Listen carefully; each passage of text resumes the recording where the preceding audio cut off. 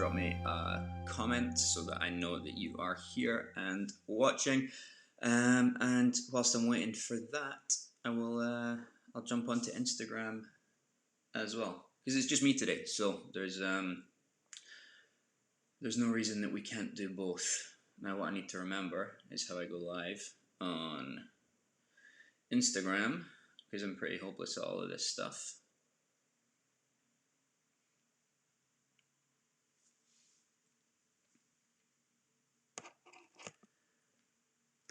Okay, I think we are live on both actually. You know what, I'm just going to move this over here. Morning Instagram, good morning YouTube. Thank you for joining me for what is going to be a fairly informal, well, hopefully an hour, could be as little as 5 minutes, who knows. You might have seen that we've been running a bunch of live calls over the past couple of days just to try and help out fellow property investors and landlords with dealing with the sort of current Covid-19 coronavirus crisis, pandemic, lockdown. It's had a big impact on all of our businesses. And I just wanted to jump on and spend some time with you guys answering questions that you've got, maybe helping you sort of deal with some of the concerns that might be going through your mind. It looks like people are jumping in on Instagram, which is great. And yeah, just generally have a bit of fun, see how we can sort of best help you. So we'll be taking questions from both platforms, whether you're watching on Instagram, and I will try to look at the camera for Instagram as well, or YouTube. So yeah, if you've got any questions at all over the course of the next hour on anything related to property investment or dogs and sailing or whatever it might be, let's just see where we end up really. I think what I wanted to start off with was just a bit of an introduction. I mean, I'm not going to spend time introducing myself. A lot of you guys know who I am, but thank you for joining us, I guess is the main thing. I know there's a lot going on just now with homeschooling and trying to keep our businesses afloat, so it's great to see that you've taken the time to be here. The format of this is very much going to be as interactive as possible. If we don't get any questions, we'll get it wrapped up, which is cool. I'm fine with that. I'm not expecting a huge number of people here. But equally, if you've got loads of questions and you're the only person asking them, then hell, I'll spend the whole hour doing what I can to help you out. The best place to get your questions answered, I'll keep an eye on Instagram. If you're on YouTube, though, that makes it a lot easier for me. I can see the questions coming in there a lot easier, but I think Victoria's going to be watching this as well, and she'll ping me if I sort of miss anything. Maybe even get people on Skype. I don't know. If anyone's interested, if anyone's got a deeper question that they want to cover and you feel like jumping on a call with me, we can do that. We can bring you on and we'll maybe give sort of people 5 minutes or so. I don't know how it's going to work. If it works well, we'll do more of these. If it doesn't, then you know what? Nothing ventured, nothing gained. I'm not going to be precious about it. But yeah, if you've got any questions at all, just feel free to start asking them. If you are on YouTube, and I know this feels like such a skeezy plea, but there's a little thumbs up button and it genuinely helps us get the content that we're creating out to more people. So it'd take you literally 2 seconds whilst you're watching me ramble on just to go ahead and hit that thumbs up. Doesn't cost you anything, but it would genuinely be a big benefit to us, so I'd be really grateful of that. And I don't know what the equivalent is on Instagram Live. There's probably something that you can do. Loads of people are waving, which is kind of cool. But yeah, if you could do something just to help us spread the word, then I would be grateful for that. So some of the topics that I thought might be fun to discuss, I guess, trying to think about what I've got some knowledge of. Social media has been a big one for us recently. Obviously, just back from San Diego, social media marketing world. If you've got any questions about building a brand for your property business or why you might even want to do that, I'm happy to discuss that. Fundraising. We have, we'll talk about this in our monthly update, which will be coming out next Monday, so sort of 6 days from now. We've just raised enough money for our latest project, and yes, we are still going ahead with it. Again, I'll share more details about that, but we had a target to raise 200 grand, and we were oversubscribed. We had on paper loans for 250 grand promised to us. And then coronavirus came along and everything just tanked. It went nuts. So some investors disappeared. Other ones just couldn't follow through. Totally understand that. It was just a difficult situation for everyone. We have just this morning raked it back to get enough to complete on the purchase, which I am absolutely thrilled about. But if you've got any questions about fundraising, we've done a lot of that over the years. HMOs, obviously, love them. Serviced accommodation, it's a difficult time for SA operators just now, and our experience is limited. We've had 2 apartments up and running for just under a year now, but we've got some insights from it. So if you're interested in that side of things, the future. I mean, I'm not Nostradamus. I'm not even that smart. I don't really know a huge amount about macroeconomics. I don't know much about the economy beyond property investing. But if you've got any questions about what happens next, that's the type of questions that we've been getting in so far. What the hell do we do after this? I don't know if I'm going to know the answer, but certainly we can have a chat about it. And a lot of you watching this will be smarter than me, so if you've got any thoughts on that, again, if you see someone ask a question that you think, yeah, I've got some input on that, it'd be great to get your views on it as well. Just getting started in investing generally, whatever it might be, we've got some good insights, some good knowledge that we can share with you guys. So with that being said, I think we can just jump straight into it. And there are a couple of questions coming in already. Again, on YouTube, if you're watching this, I will add the questions to the broadcast so you can see what I'm talking about on screen. I've not even read this one from Matt. I probably should have done before. I'm just trying to find out the best place to keep my phone so I'm not in the way. Let me put this over here. Yeah, that kind of works better. Okay, I probably should have read this before I put it on the screen, but Matt has said, hi Mike, not a landlord-related question. How do you deal with business rates upon buying a commercial property prior to change of use? It can be thousands of pounds a month, which could make the project unviable. Yeah, okay, great question. So this is something that we deal with a lot, and there's the sort of the old school, the non-coronavirus answer, if you like, and then there's the sort of the current coronavirus crisis answer as well, which actually might help a little bit in this case. Commercial to resi conversions, something we've done quite a lot of. And there is always this battle between us and the VOA and the local authority when we are trying to minimise our holding costs for the duration of the project, and business rates can be a big part of them. There's a couple of options.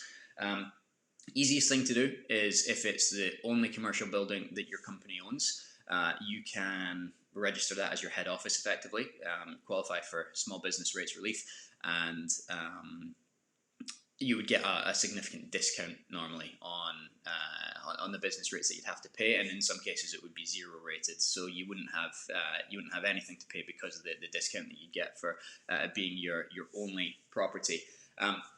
The more sort of common or more official approach requires a bit more work, but you would apply to the VOA that the property isn't suitable for I can't remember the exact term, but like beneficial occupation or something like that. Basically, it's derelict, and that can be derelict because you've trashed the place, because you've stripped out for renovation. So it doesn't need to be derelict when you buy it. You can take it to that stage, and you'd apply to the VOA, and you'd explain this to them. You'd take pictures, you'd document the process with dates and all that sort of stuff, and you'd say to them that it's financially sort of unviable to invest the amount of money required to make it suitable for occupation, so that you need to get 0 rated for that period of time. We've actually got a link on our website somewhere, Matt. If you ping me on Instagram or something later on, I'll dig out the article for you. I've been through this process a bunch of times. Sometimes it sails through, but basically you claim the property on the VOA website, and then you submit an online appeal of why it should be 0 rated. You submit all your evidence, and then usually a couple of months later they'll come back and say yes, okay, or no, can you provide more evidence, and they'll backdate it as well to the date that it became sort of derelict and uninhabited. So that's the second option.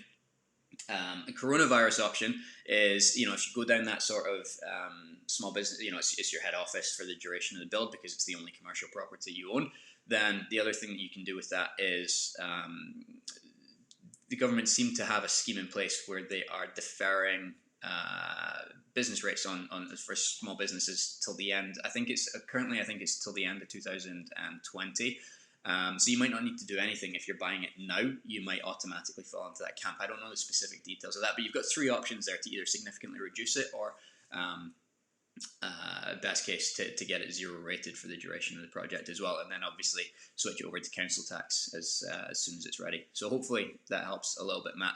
I think Victoria is going to pick up questions from Instagram and put them in YouTube for me. That might not be what she's doing, but if you're watching this, Victoria, that would be extremely helpful, so thank you for that. She seems to be doing that, so yeah, that would be good. So I'm going to move on to the next one. Victoria, could you let me know? Okay, actually, no, you are doing that. Oh, she's a superstar. She's also letting me know who's asking them. So This is from Casa GM underscore property. Is that Casa as in like Spanish house? I don't know. What do you see happening to the market in the next 3 to 5 months? Okay, so this is the sort of Nostradamus type question where I have no real idea beyond anyone else, and actually there's a lot of far smarter people out there who are predicting what's going on. And for us, really, it's business as usual as much as possible. I don't know if this is going to go on for 3 weeks, for 6 months, for 12 months. It's sort of difficult to predict. Certainly, 3 weeks seems to be on the short side now. I think sort of a 12-week isolation period, lockdown, something like that seems to be like it's going to be more realistic. I hope it's not 6 to 12 months. This is a fairly contrarian viewpoint, and it's not my own, but it's one that I've been reading a little bit about and seem to sort of think makes a lot of sense. The idea that it gets to the point where the economic impact of a prolonged lockdown period, a prolonged isolation, will have far broader reaching impacts on death rates, the health of the country, the globe. So if we go into lockdown for sort of 12 months and we save thousands of people as a result of them not getting coronavirus, the longer term implications of that will be far more severe. There will be far more deaths through to suicide and poverty and all these things. So it seems to be that the government are going to have to make a difficult decision at some point that actually, okay, coronavirus is a risk, but the greater risk is allowing the economy to tank completely, because then that's going to be far more difficult to come back from. Now, whether that happens or coronavirus just gets under control and goes away, I'm hoping, and I'm fairly positive about this, that it's not going to be, 12 months from now, we're not going to still be sitting in the same situation. We're still proceeding with our own purchases. I think there will be a slight influx of property on the market because people are sitting at home bored. Victoria mentioned this on Instagram yesterday. I think the sort of Boxing Day effect that we always see on Spare Room. People have been at home with their family for a couple of days over Christmas. They've been off work, they've had loads of time on their hands, and they realise that they don't like their house, they don't like their wife or husband, they don't like their kids, and they're like, geez, we need to move house, we need a bigger house, we need to split up and go elsewhere. So on Boxing Day, it's always the busiest day of the year for us for inquiries, because so many people are thinking about what comes next. And I think there will be that sort of extracted out a little bit as well. People will be thinking, yeah, okay, you know what, we need to move. I've lost my job, so now I'm free to go to a different part of the country, move back to where I'm from, whatever else. I think there will be a bit of a resurgence in the market. More properties on the market, more people looking. All of us investors, landlords on Rightmove just now looking for deals and thinking, geez, I wish we could get in and view this stuff. So I think there will maybe be a slight dip, but I can't see it being massive, and then I think things will start to pick up again. So yeah, I can't see there being a huge amount of I don't think, and I really hope when I say this, I don't think we are going into the next sort of Great Depression. We're kind of officially due a recession of sorts at some point in the near future.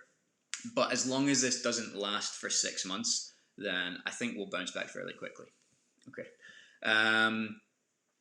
Another question from the Gram, obviously. I love you guys. Question from Instagram. What do you recommend for self-study during this time? From Mona. So I guess, a lot of it depends on what it is you want to cover. We just signed up for masterclass a couple of days back and love it. Totally not property related, not even sort of business related. It's masterclasses, this online collaboration of courses from sort of world famous athletes, chefs, actors, politicians, a whole bunch of different people. So you've got lessons in there. I was watching one with a guy called Aaron Franklin, who's got this place called Franklin's Barbecue in near Austin, Texas, I think, learning how to smoke brisket and pork shoulders, because that's what I like doing.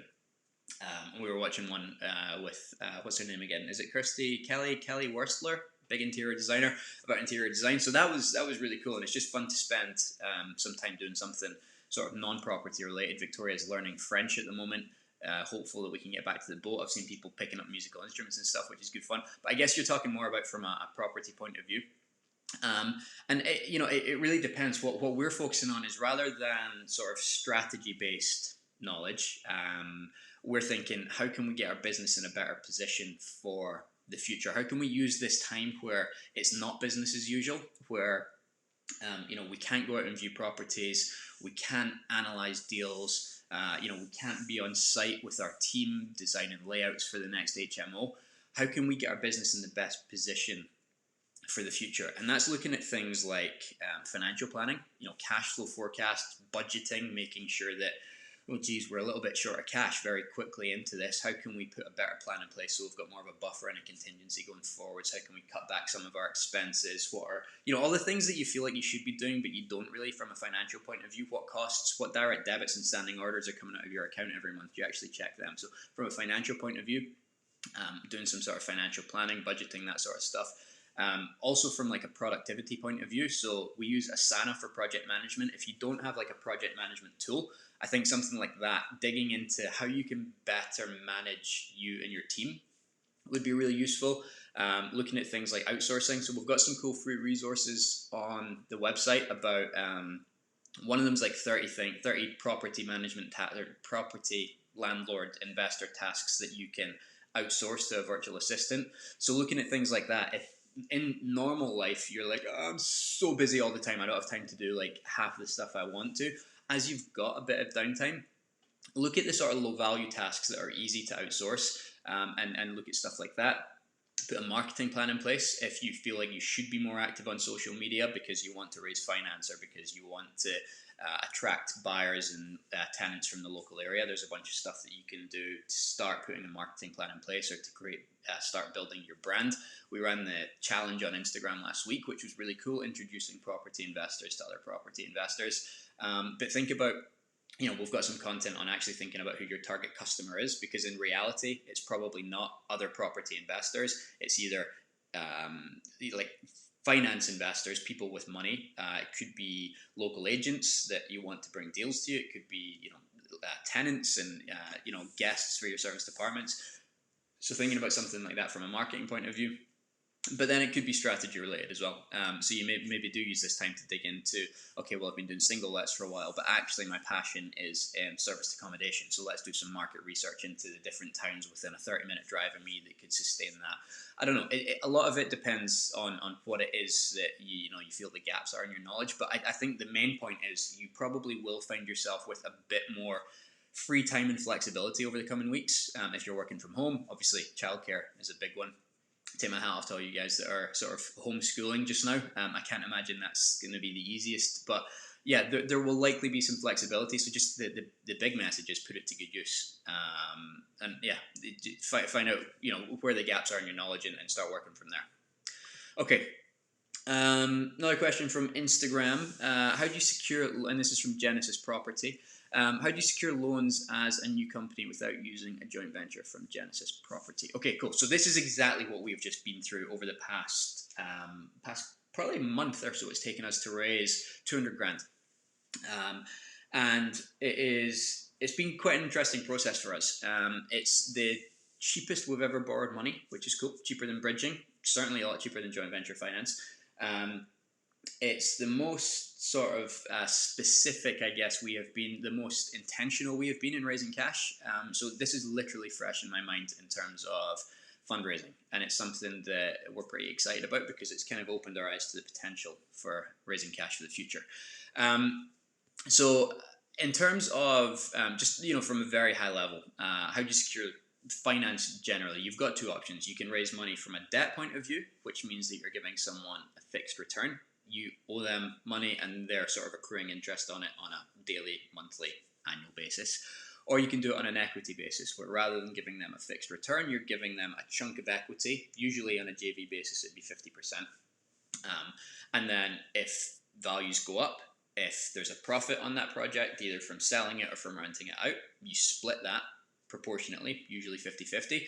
If values go down, if you don't make any money, then the loss is usually split 50-50 as well. So joint ventures, from a borrower's point of view, so from us as the sort of the developer, It's usually an easier way to raise cash, actually, because there's bigger rewards in it for people, and they feel like they've got more ownership of it. They obviously do have ownership of it, and people can sort of buy into the fact, yeah, okay, I can give you some money. I'm going to own 50% of that project, and then I'll get a return.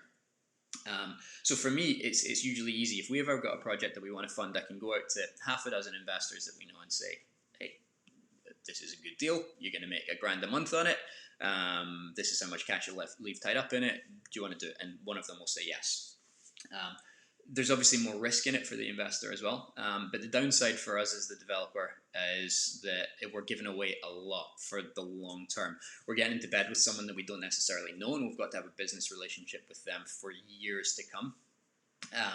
And it means that we're also giving away half of the profits for all of our hard work for years to come. Now, don't get me wrong, I'm not saying that joint ventures aren't a good approach. We love them, and to be honest, they've pretty much been how we've built our portfolio over the past couple of years. But if you can raise money on a debt basis as a loan into your business that you repay in full, pay them interest, and then job done, it's a great way to do it. So there's a couple of things that you can do to start attracting investors. First of all, people need to know what you're up to.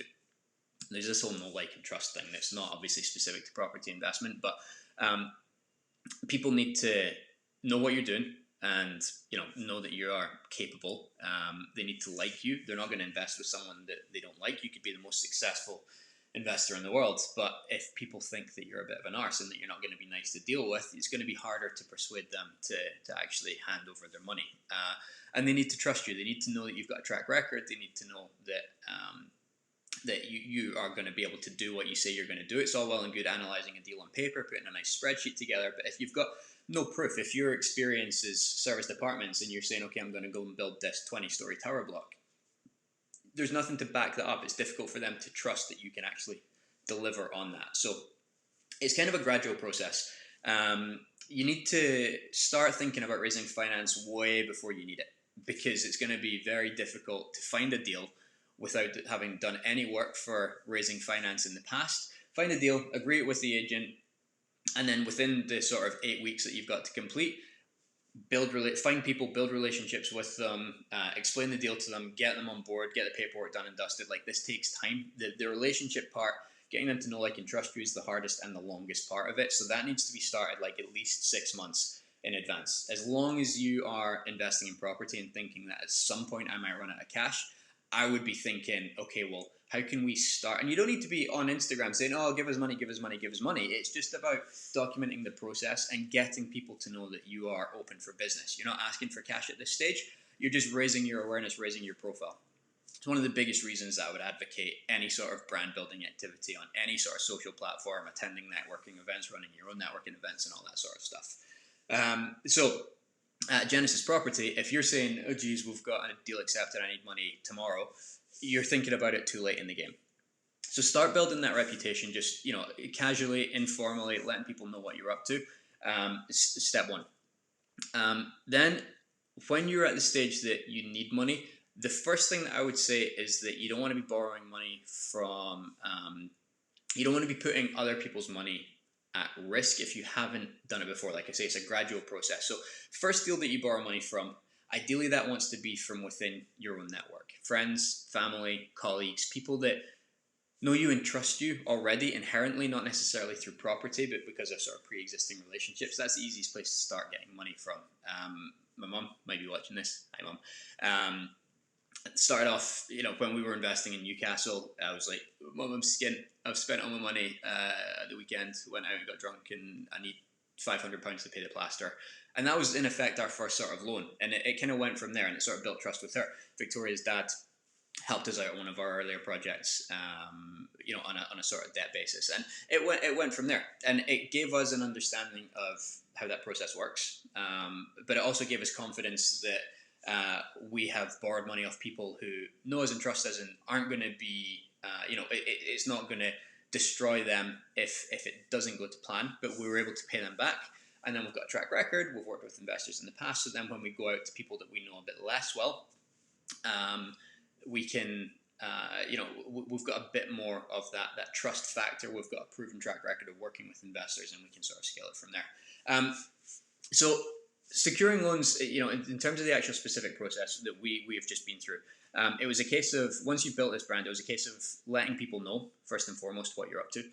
So that was an email, it was an Instagram story, I think it was a couple of pictures of the project, and that all led people to download a PDF, which was effectively a keynote a PowerPoint presentation. And I'll share that. I think we'll be sharing that in the next couple of weeks, just as we sort of document the fundraising process. And it talked through the local area, it talked through the project, it talked through the returns that people could expect. So everything was like, if you think of like the funnel, first thing was just like make people aware that that there's an opportunity here. And then for everyone who was interested in that, they kind of came down the funnel and they got more information on the project. And it was a case of, we've got investment levels from £10,000 to £50,000 on this specific project. These are the returns that we're offering. This is the location. This is why we think it's a good project. If you're interested, let us know and we can have a chat about it. And then from there, it went on to a phone call with them. What are you looking for from an investment? This is how long it's going to take. These are the risks. You need to be a sophisticated investor and all the sort of usual PS 13.3 or whatever it is, fundraising stuff that you do need to be careful about, that I'll sort of skip over for now because it's kind of dry. But PS 13.3, go and research it if you're genuinely interested in fundraising. And then from that, we got promises for 250 grand.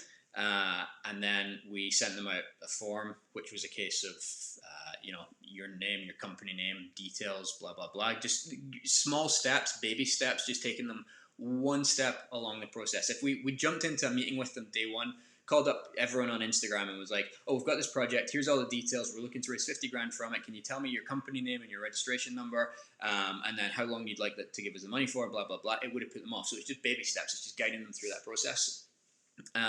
And that was we went from there. We made sure that we were oversubscribed, as we always do, because we want to ensure that some people will fall out and we want to know that we can still do the project. And it's just a case of scaling it from there. And it took us 3.5 weeks to raise 250 grand. Now, the cynics amongst you, including me, because I'm one of them, will be saying, okay, you've got a podcast, you've got a big Instagram following, blah, blah, blah. Yes, that helps massively. But it's all part of the reason that we started thinking about this 5 years ago. We're going to want to do more projects. And that wasn't the reason that we started the podcast. It's been a nice byproduct of it. But there are people out there, like you look at B-Space, Jade Bailey. So she's got something like 8,000 so followers on Instagram. Fat Properties, a couple of thousand followers on Instagram. They've been building their brand for a while. They've been talking about what they do, what makes them unique. They stand out. They don't have a podcast. They don't need to do anything like that. It's just a case of showing up, telling people what you're up to, letting them know, build that know, like, and trust. And they're raising cash for projects because they have developed those relationships. So it takes time, but it's not complicated. And we'll be sharing much more about it over the next couple of weeks. Just once we've completed on this purchase and I can say, okay, yeah, it's done and dusted, we'll be going into fundraising in more detail if you're interested in that side of things. So hopefully that helps a little bit. Okay, do you think the HMO market will somehow benefit from this crisis? I mean, maybe more people thinking, looking to more cost-effective sorts of accommodation. Yeah, absolutely. So there's definitely something to be said for that, and it's something that I've been sort of considering over the past couple of days. How is it going to impact the market for a while? Specifically related to HMOs, we don't strive to be a low-cost option in the area. We are typically priced comparably with sort of one-bed flats. Now, there's definitely an affordability benefit there because all of our bills are included. They don't need to worry about council tax, utility bills, and everything like that. It's all part and parcel of the deal. So we are a little bit cheaper, but then you're getting a room in a house rather than an entire one-bedroom flat to yourself. So it's not just about the cost-effective nature of it, but that definitely does play part of it. So when we're looking at coming out the other side of this, people might have to take cuts in the number of hours that they work as the economy recovers. They might have to take lower paid jobs. A lot of people who are losing their jobs are looking at temporary work with some of the supermarkets to make sure that the supply chain stays and all that sort of stuff. So there could be a movement of people to lower incomes. And with that, part of the it's kind of a double-edged sword, because part of me feels that, okay, yeah, some of those people who are used to living on their own will then think, okay, well, I can move into a shared house and save some money. But at the same time, if the economy drops generally across the board, probably the price of renting a single let will come down a little bit as well. So, a one bedroom flat is going to come. If at the moment, one bed flat is here and an HMO is here, and the sort of affordability scale, as people's income drops, they might think, okay, HMO more affordable. But if the cost of a single let comes down as well, and the cost of an HMO only comes down a little bit, they might still be able to afford that single let. So I don't think it's going to have a huge impact. I don't think there's going to be like a mass influx of people looking to HMOs as the new way of living. But that's only related to coronavirus. From a general point of view, we do see more and more people looking to live in HMOs because they are more convenient, because they're more sociable, because you're typically going to get a higher quality of accommodation, even if you're sharing with other people. You see the finishes of the HMOs that are being created just now versus the sort of traditional Magnolia box one bed apartment. It's not just the financial reasons that people choose to live in HMOs.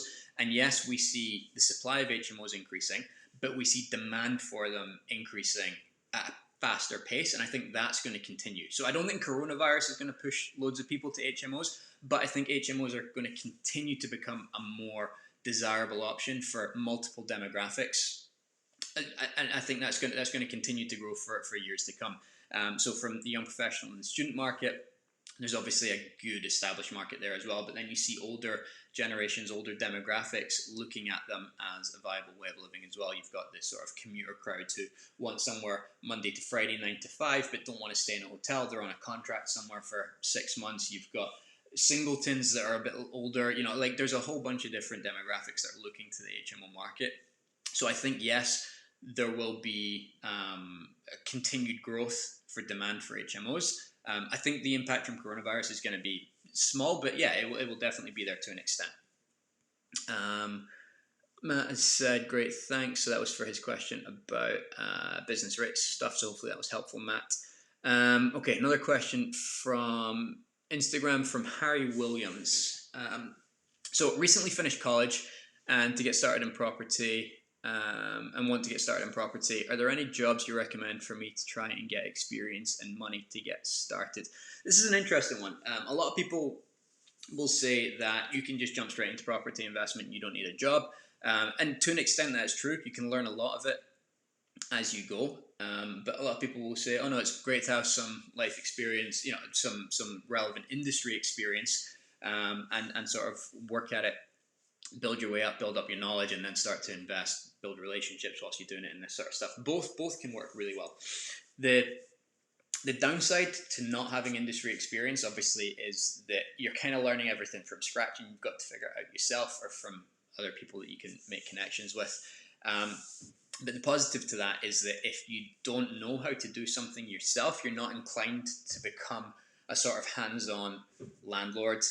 You will rely on other people, you will put systems in place and sort of think of it more as a business owner from day one, rather than, okay, well, you know what, I'm a trained joiner, so I'm going to go and do all the chippy work, and then that's fine because I'll just become the site joiner. That distracts you from finding deals and raising finance and all that sort of stuff.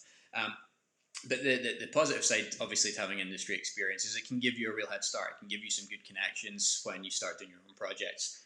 It can give you a good sort of ground education in an element of it. The biggest difficulty is there are so many different aspects to being a successful property investor. You need to understand finance. So someone might say, okay, well, go and spend some time as an investment banker. You need to understand finding deals and analyzing deals. So someone might say, okay, well, go and train as a QS or a valuation surveyor. You need to understand the renovation process. So go and work for a house builder, or go and get a trade as a joiner or an electrician and learn a trade. You need to understand the lettings and the management process. So go and spend a year or two in a letting agency or an estate agency. There are so many options. If you've got a sort of desire, I mean, for me, I worked for a couple of years with Victoria's dad and his letting agency, and that helped me massively with the property management side of things. I went and did the NFOPP, National Federation of Property Professionals, level 2 qualification in property management or something like that. I don't have any trade background whatsoever. I've picked up a bit of sort of DIY along the way, but I wouldn't really want to inflict that on anyone. Don't have any real background of quantity surveying, valuations, or anything like that. People come at it from all different backgrounds, some with experience, some without, and I don't think there's a real people who have come from an estate agency background have got a real advantage over anyone else. If you've got a passion for something, then absolutely do it. And if you've just left college, I guess you're going to need to think about affordability. You're not going to create a portfolio that brings you in $5,000 a month overnight. So you're going to need to think about, well, where's my income going to come from over the next couple of years until I build up this portfolio. So doing it in a related field is definitely worthwhile.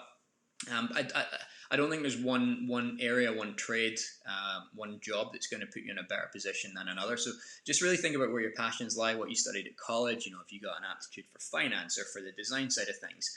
And just do something that you love and start to build connections that way.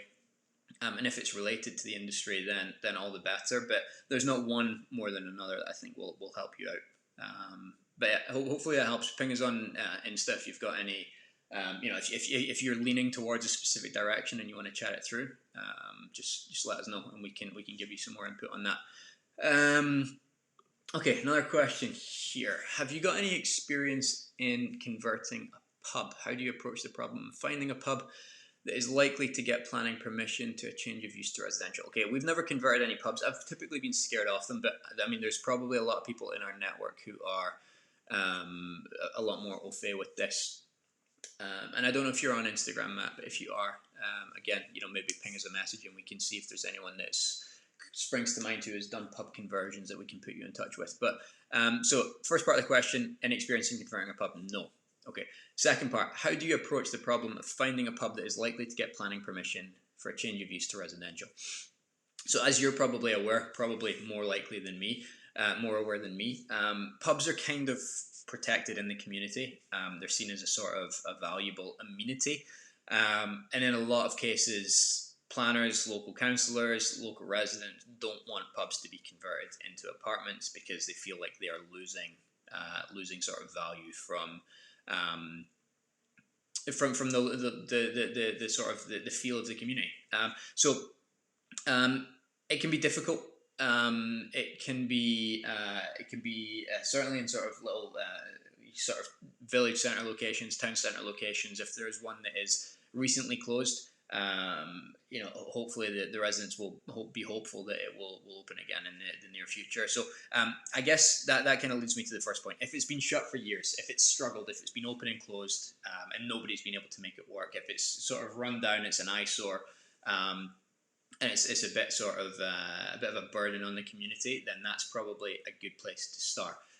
If it's at the opposite end, if it's just closed like last week and there's an advert up for a new landlord, that sort of stuff, it's probably going to be difficult to justify that it doesn't make sense. I don't know exactly what the council will look for, but they'll probably want to know that it's been marketed for the past 2 years, and they've struggled to find someone to take it on board, or that it's been struggling for a number of years and can't work. If you look at the planning history for your area, if you go on the planning portal and look for applications for pub conversions, see what has been approved and see what's been rejected. The planning portal has got such a wealth of information. It will tell you exactly why decisions were made on approved applications and exactly why things were rejected as well. So do some searches on the planning portal for that sort of stuff, and that will give you an idea of what the councillors are looking for and what they don't like.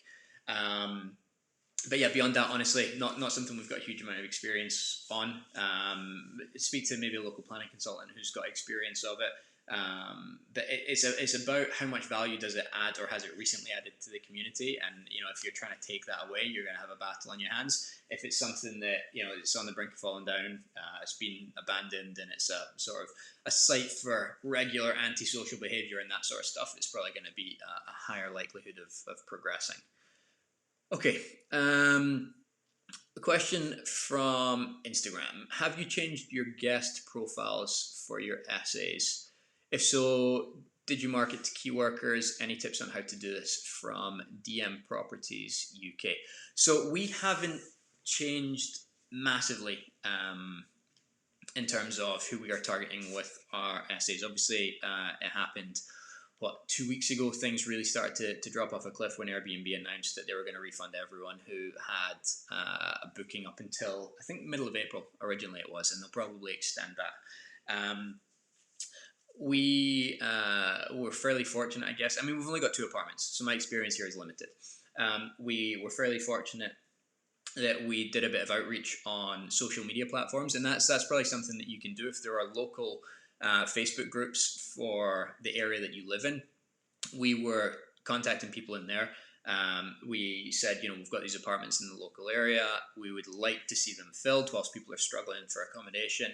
Ideally, we'd like to cover our costs, but for the right cause, we'd be happy to sort of donate it, if you like, give it for free. And the reason for the messaging in that way was that short term, it might help us fill the rooms and at least cover some of our costs. Longer term as well, we get a lot of referrals from local community. It's not a tourist place. It's a sort of village centre location.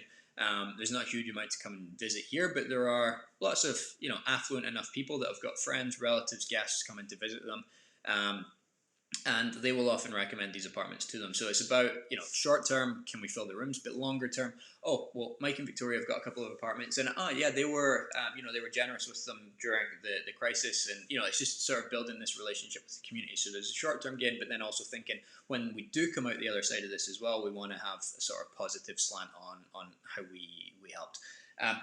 So through that, we got contacted by a lady who's coming up for a couple of weeks to look after her mum. Her mum's a bit older, and she wanted to sort of have somewhere to sort of distance herself from evenings, but be able to check in on her regularly during the day. So that worked perfectly for her, and that took us that takes us up until next weekend. We'll be doing something. We're continuing to do that to hope we can get something to take us over the next spot. The difficulty we're facing though is our cleaners aren't working at the moment. And for key workers, we felt that we needed to be really careful. Airbnb have released some deep cleaning rules, how to prepare your apartments for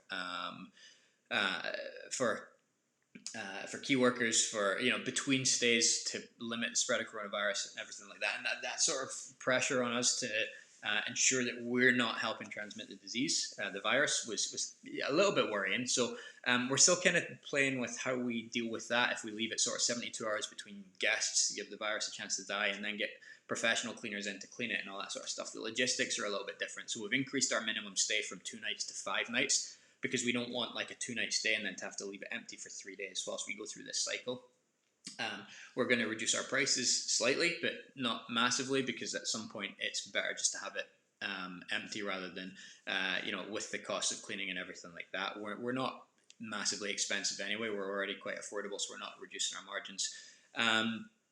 But I mean, we're also not in an area where there's a hospital close by, so that doesn't really impact us. But if you are, if you can, I'd say reach out to the community. If there are hospitals in your area, Airbnb have got a lot on their website about helping match up people who are looking for accommodation with people who've got property sitting empty. So that's a bet.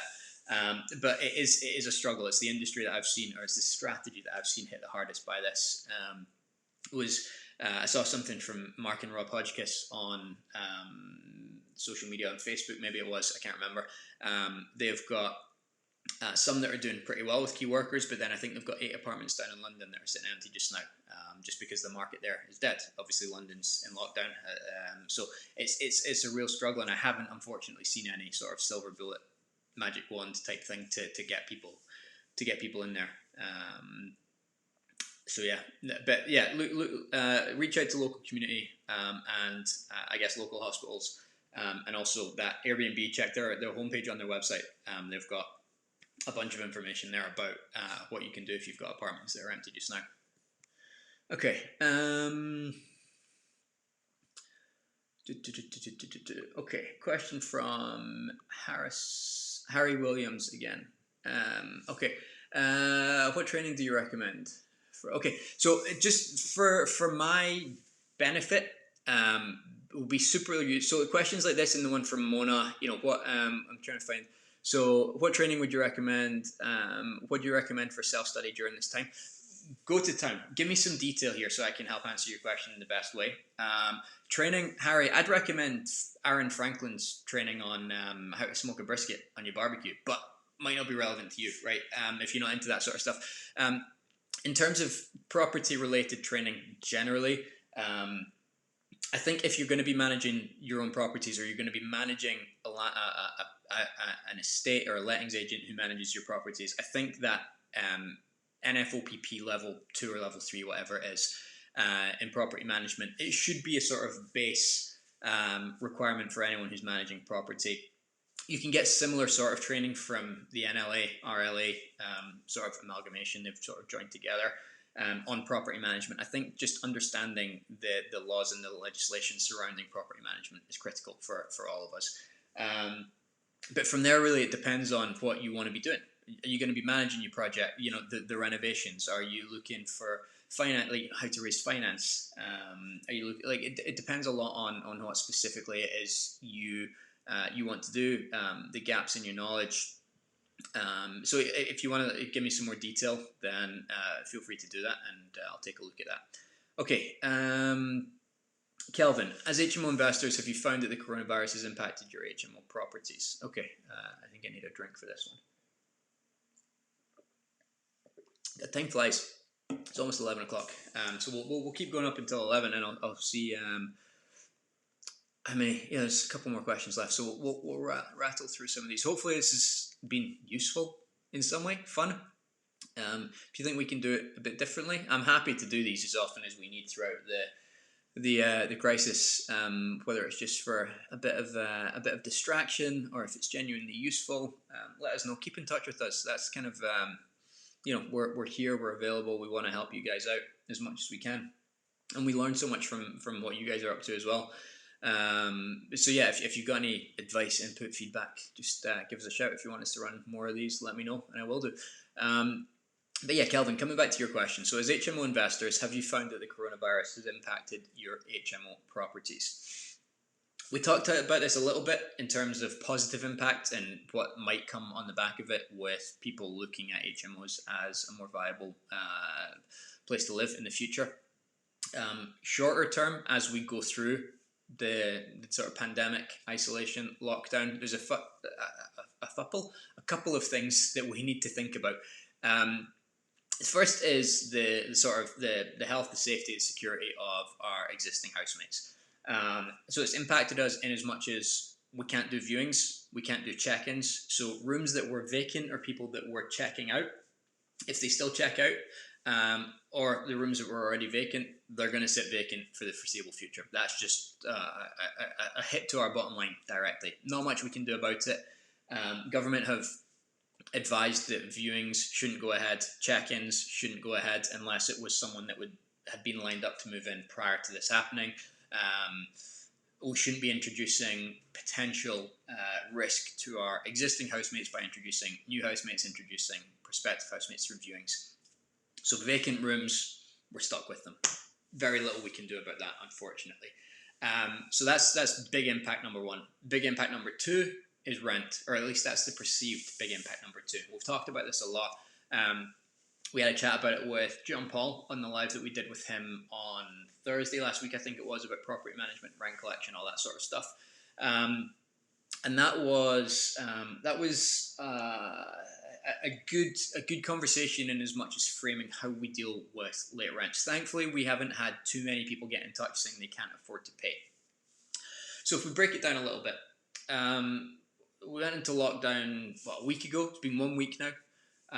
It's now the end of the month. So, most people had 3 good weeks at the start of the month. Employers, employees, across the board. Everyone in the main should still be getting paid the same amount at the end of this month. The vast majority of people aren't going to be in financial hardship 1 week into lockdown. So our March rents, I can't see there being any valid reason for them reducing massively. We might get people that start to take the piss a little bit, might get people that are chancing it, might get people that are just worried about future and thinking, well, I'm not going to pay my rent because I need to hold on to that so I can go to the supermarket next week. There will be some reasons, but from a genuine, have I been paid this month, can things progress, the impact should be fairly small. Going into April, we'll start to see more of an impact from that. The job retention scheme, it's still kind of unclear about how exactly that's going to work. Do employers have to pay and then claim it back? When are they going to be able to get that money in? Are people going to be able to get paid as per normal in April? People have been laid off, redundancies have been made, a lot of people have been furloughed onto 80% of their salaries. So in April, I expect us to start to see a bit more of an impact on that. Things to keep in mind with late rents, though. John Paul said this a couple of times during the call. Be empathetic, be compassionate, but don't be the sort of easy target. If you think of Maslow's hierarchy of needs, pyramid, something like that. Bottom level, basic core needs for most people: shelter, food, heating and electricity, protecting yourself.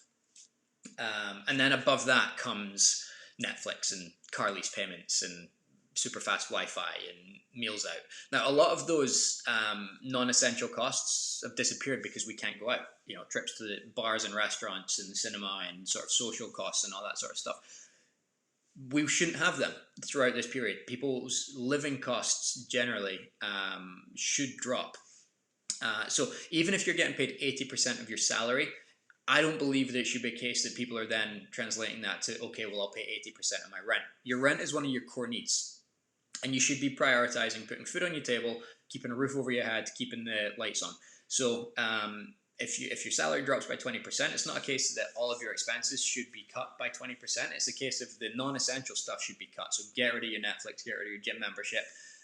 All of that sort of stuff should become a priority to reduce before you look at negotiating on your rent. If you don't pay your rent now, you're going to have to pay at some point in the future, and that's what that's it. We're compassionate, we're empathetic. It's, what can we do to help you?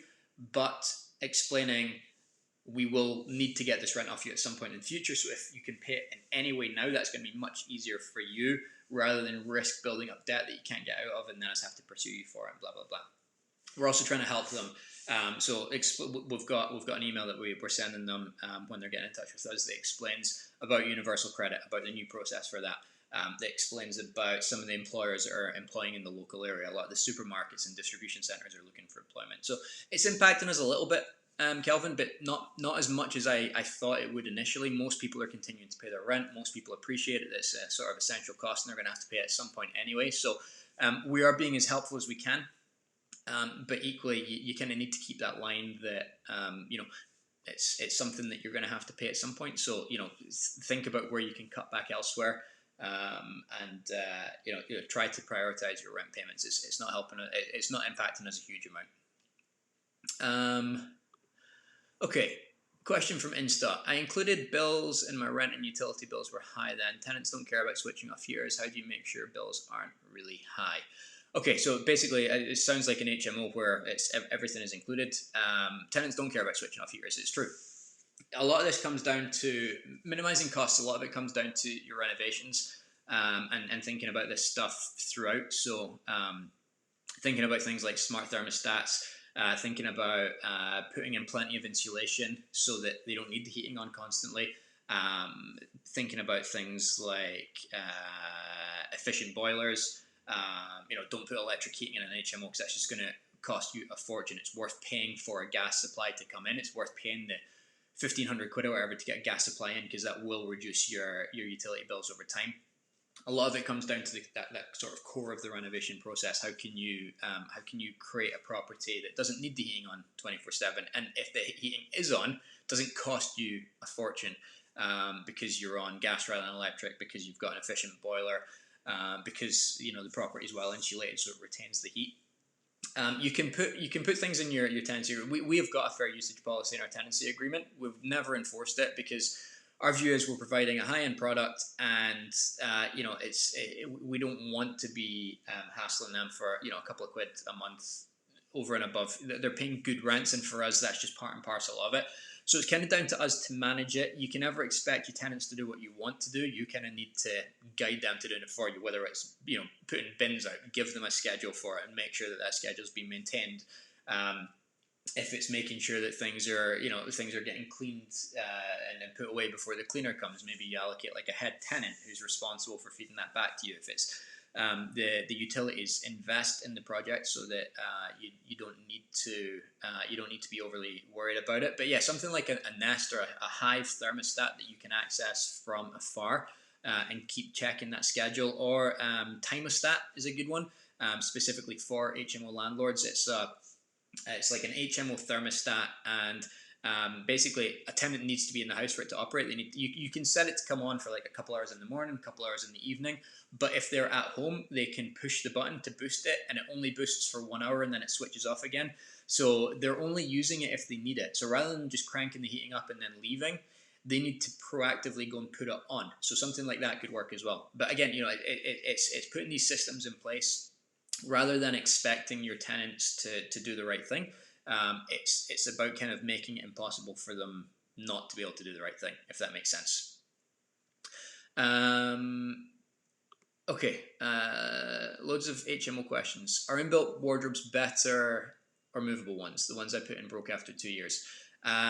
Okay, so we tend to go for movable ones. It just gives us more flexibility with the room layouts. We often have a set of our architect's drawings before a project starts, and we will map out where the furniture is going to go, so we can get like TV points in the right place and plug sockets and that sort of stuff. But sometimes it changes, and sometimes our tenants want to move stuff around. And we just get on site once the 4 walls are up, and it kind of makes sense to have the wardrobe on the left hand side rather than the right hand side. So we tend to go for freestanding ones. They're also cheaper usually. Built-in ones, your joiner might be able to get them in relatively cheaply, but then you've got to decorate them and you've got to make sure they look good and they're finished properly, blah blah blah. But again, it's worth spending a bit of money on. So we our sort of first Stockport HMO has been up and running for like, I don't know, 7 years now, something like that.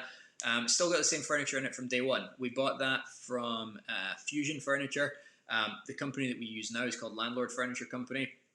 And it's durable stuff. It probably costs us like £550, £600 per room for a bed, a mattress, a bedside table, a chest of drawers, and a wardrobe.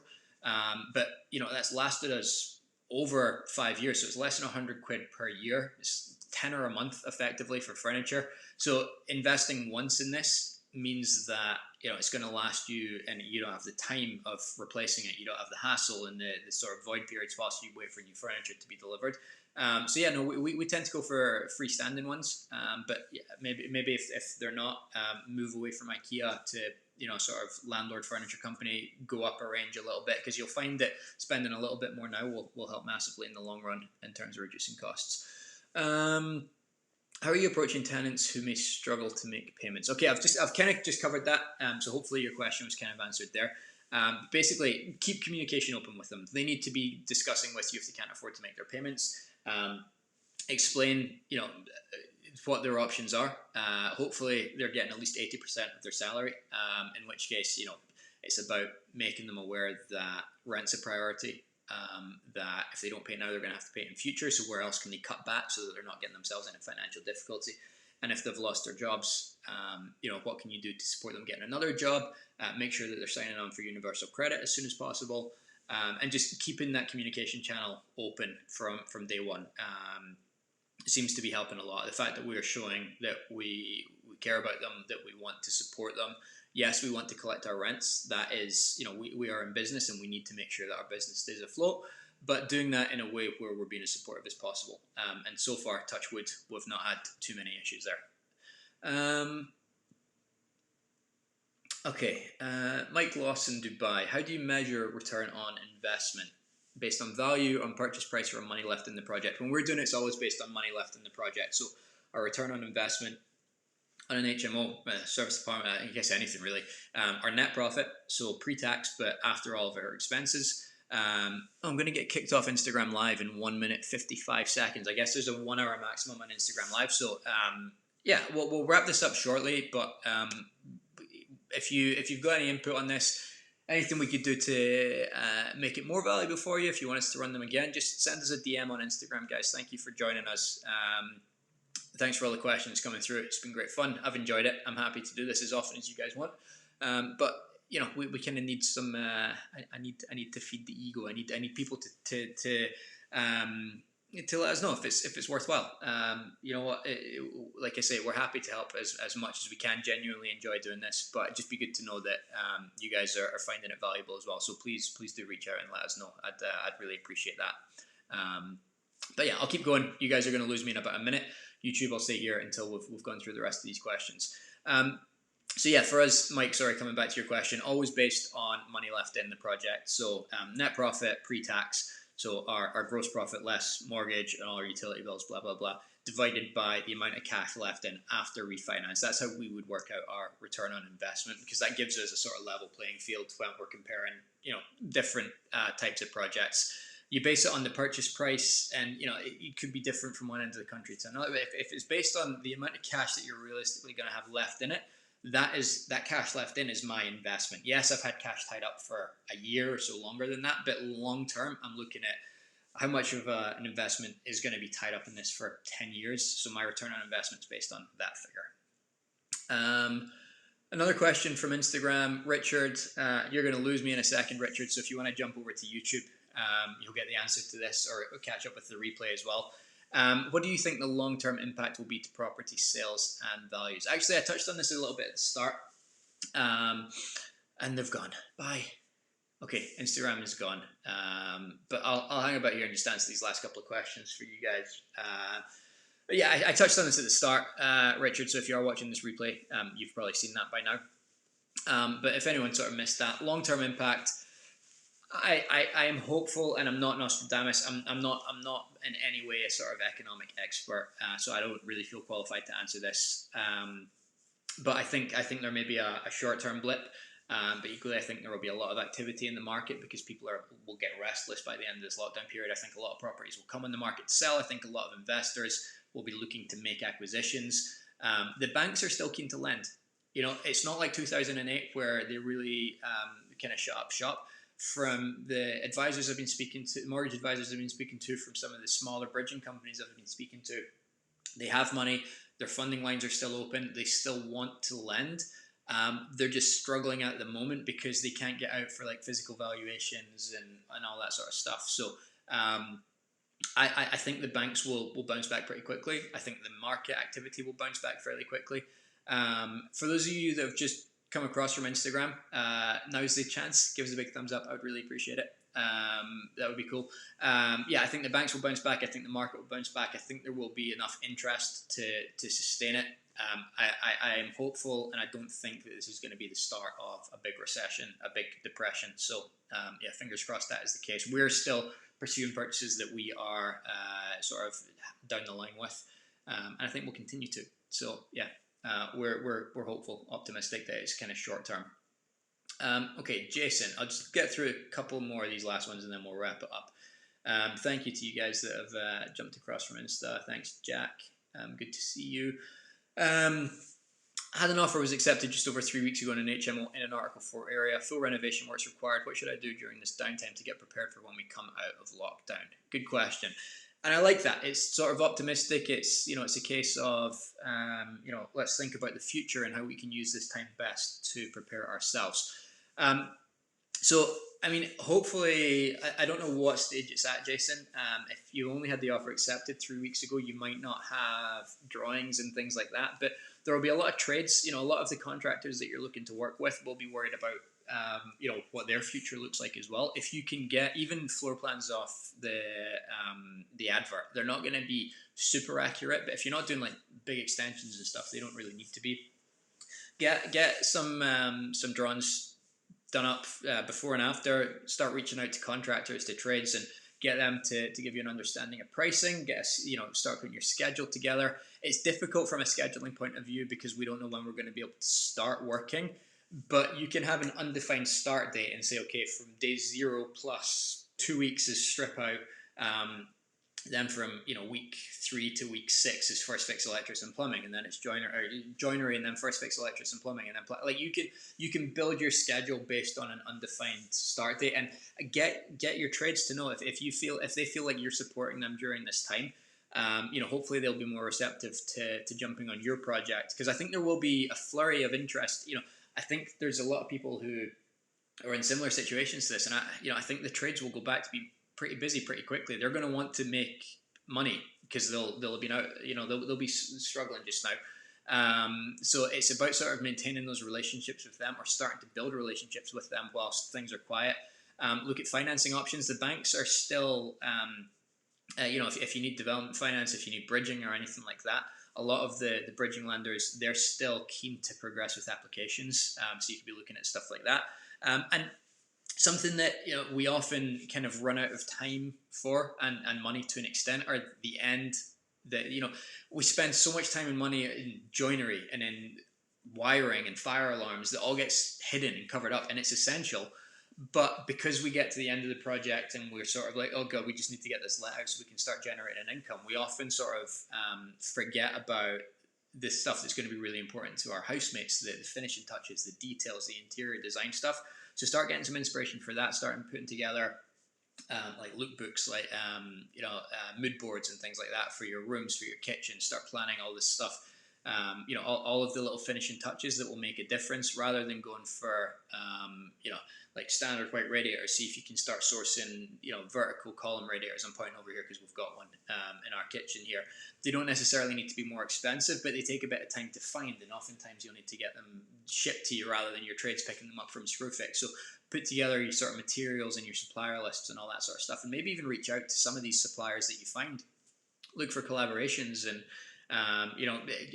maybe if you've got some cash just now and they're struggling, say, well, you know what, give me a 20% discount. I'll order it now. I don't need them for 6 months. There's a bunch of stuff that you could be doing to prep yourself. So I think hopefully that gives you some ideas. If it's in an Article 4 area, it's already an HMO, I presume, so you don't need to go through planning. So I guess I've kind of neglected to look at the planning aspect of things, but you say it's an HMO already, so I assume planning's not an issue there. But yeah, hopefully that gives you some ideas. Okay, I tell you what, I'm just going to run for 5 more minutes and then we're going to wrap it up, because I know you guys have got other things that you probably need to be getting on with today as well. But we will do another one of these if we don't get to your question. So we'll do 2 more questions and then we will wrap it up. So my student house rent is due tomorrow, and they emailed me last night to say they've gone home as uni is closed and they don't want to pay. Continued on next comment. Dun dun dun. Dun dun dun. Let me see if I can get both of these up. Yeah, okay, I can. So they still get their student loans parental guarantor from Barefoot Mum. Yeah, make them pay. That maybe sounds harsh, but a couple of things that I would be thinking about here. Like you say, they're still getting their student loans, still got guarantors. The fact that the university has closed. So if you were at Barefoot Mum, if you were purpose-built student accommodation in collaboration with Loughborough University, Loughborough University says, students, you need to go home. We're closing down accommodation. That is where I see there being a need for the PBSA to say, okay, you know what, we're going to let you off for the last term of your rent. But you're not. You are a private house. People have chosen to make that their home. And because the university is closed, doesn't necessarily mean that these people, they've made the choice to move home, but they are asking you then to reduce your income because they have made a decision. A lot of students will still stay in the area because that's where their friends and their social circle are. When the lockdown ends, they might still have jobs that they need to go back to, and they'll probably be contacting you in a couple of weeks saying, "Oh, my employer said that my bar work's back on, so can I move back in?" It is a tough situation, and it sounds horrible and it sounds heartless of me, but they signed a contract for a period of time. I don't see it as a viable excuse for them to say, you know what, I'm moving back in with my mum and dad, so I'm not going to pay my rent. They've got obligations. They've signed a contract. The parents have signed contracts as guarantors. The kids could still live there. That is their home. Because they're choosing not to, that isn't your problem. It maybe sounds heartless, but I'm fully on board with you. If you want to pursue them to make sure that they pay that rent, I think you're perfectly in the right to do so. And people may disagree with me, and I think there are some circumstances where we do need to be a bit more lenient and tolerant. But I think a bunch of students just deciding, okay, no, I'm going to go move back in with my mom and dad. To me, that doesn't really cut it. So I would be pursuing them, and maybe that does sound heartless. I'm not sure. I'm sure we'll get some feedback on that, but I think you're perfectly entitled to crack on with it. Okay, final question, and then we'll save the other ones for the next call. question from Instagram: what kind of costs do you pay for drawings for 6-bed ensuite? It varies massively. So it depends on the level of detail you need. Let me move this back down here so it's not over my face the whole time. We've got, I guess, two options that you could look at here. First is using a service like Fiverr or People Per Hour, Upwork, some sort of overseas architectural, technical drawer, CAD designer type person. We've used a couple of people through Fiverr predominantly for this, and usually works out at like £20-30 per floor for a building. So if you've got estate agents' floor plans, you can use that for that's enough level of detail to send to someone, and they will create a sort of a current or a future layout for you for $30, $40, something like that.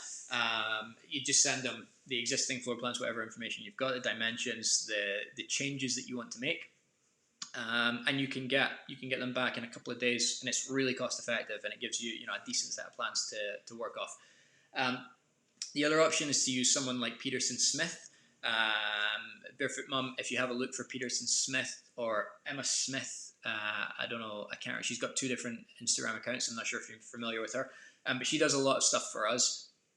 And the first thing that she does is a sort of feasibility study where she'll come back with like 3, 4, 5 different layout options, and she's come back in projects that we thought we could get 6 beds in. She's come back with one option for like an 8-bed. And being like, oh, well, you know what, if you did this dormer conversion, you could actually get a couple more bedrooms in here as well. So if you know what you want, and it's just a case of someone drawing lines on paper, go for something cheap and cheerful like Fiverr, and you'll get it done for less than 50 quid a floor. If you want more creative input, someone like Emma will be able to do that. And I think it's going to cost you, I'm guessing here, but from memory, maybe like 300-400 quid. To get 3, 4, 5 different concepts from a qualified architect who's not just drawing lines on paper but actually understands the HMO market, how housemates and HMOs need to live. She's got her own portfolio, she invests herself, and she also works with a lot of landlords, so she knows about communal space, not just like the legal requirements, but also like how things flow. Like you don't want bedrooms next to kitchens and off kitchens and all that sort of stuff. So yeah, for a couple of £100, it's probably something that's worth looking at if you want more creative input on how you can best maximize that space. So yeah, someone like her. Obviously loads of architects out there, but Emma's just a great example of someone who sort of really understands the HMO market. So hopefully that was useful, good fun. I'm going to call it a day there. Because we're run over. I don't want these videos to be too long, but I will happily do more of them. Hopefully you guys would like that. We'll maybe arrange another one for later in the week. Yeah, it was good fun. Thank you for all the questions. I thought I'd be sort of sitting here on my own, like twiddling my thumbs, but I've been busy, so I now need to go and have a big drink and chill for 10 minutes. But reach out to us on Instagram if you need any help with anything. That's what we're here for. We might sort of pass it down to, we might sort of say we'll put that on hold and we'll cover it in the next live call. Let us know if this was useful. If there's anything else you'd like us to cover, maybe we could do like a little 10-minute session on a specific topic, so I've got a bit more time to prep for it. I hope you're all staying safe. I should have said this at the start, but obviously, looking after you and your family is priority number one. But equally, we need to look after our businesses, and that's what I'm trying to help you guys with. I'm trying to help myself with. So yeah, stay safe, look after yourselves, keep your business front of mind, because this is hopefully going to be short term. We're going to need to bounce back, and we can prepare ourselves to sort of come back quicker, stronger than others who are using this time to binge on Netflix and not sort of take the whole thing particularly seriously. We'll keep releasing podcasts. We'll keep being active on social media. I'm going to keep asking for the thumbs up before you disappear. The 12 of you that are still here, at least half of you I can see haven't given us a thumbs up. So I would be super grateful if you could take 2 seconds to do that before you go.